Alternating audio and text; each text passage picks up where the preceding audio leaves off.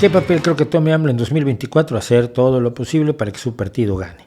Y una vez que la persona que haya ganado sea presidente, pues va a tratar de influir en él como todos los presidentes han hecho. Esto no es ninguna novedad en México.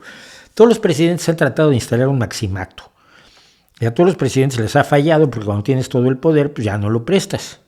Tú eres muy obsequioso cuando te están dando el poder, pero una vez que lo tienes, y el presidente de la República en México es un sujeto con una cantidad de poder absolutamente delirante, pues ya no se lo prestas al que te lo dio. Y ha habido, es tradicional casi el sacrificio ritual que el presidente entrante hace del presidente saliente. Y porque además esto no es novedad de parte de López Obrador, lo que pasa es que lo ha llevado al extremo. O sea, pero por lo menos durante el primer año la culpa de todo solía ser del anterior, ¿no? Entonces, cuando Miguel de la Madrid habló de la renovación moral de la sociedad, lo que estaba diciendo es evidentemente que López Portillo había sido un inmoral del copón. Después de Miguel de la Madrid, ¿quién sigue? Sigue Salinas, claro. Y Salinas, pues dice que hay que volver a hacer la economía porque todos los anteriores estaban mal. Y Cedillo tuvo que echar del país a Salinas directamente porque se le alebrestó. Y eso está cuidadosísimamente narrado día por día en mi maravilloso libro Crónica del Desconcierto, los primeros 101 días del gobierno de Ernesto Zedillo Ponce de León, alias el hombrecillo Zedillo.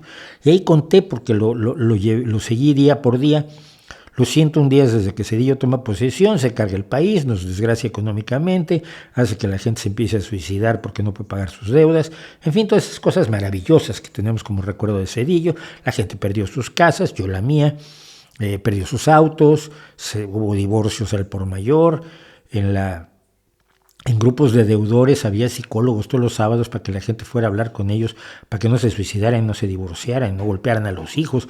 Pero la tensión era horrible, el país estaba en ruina total, y a los 101 días Zedillo echó a Carlos Salinas de Gortari del país. Entonces esto ha sido un ritual eterno, además que lo ha llevado al extremo López Obrador, y es un ritual que se va a repetir. Sea quien sea que gane, va a sacrificar a López Obrador. Lo que pasa es que es de los más fáciles de sacrificar, ¿no?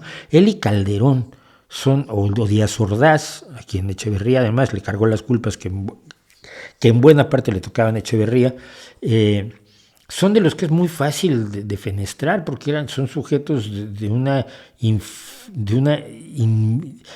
diminutez moral, intelectual, política, de una falta de sentido de Estado absoluta, que resulta muy, muy, muy sencillo. Eso es lo que yo creo que va a pasar.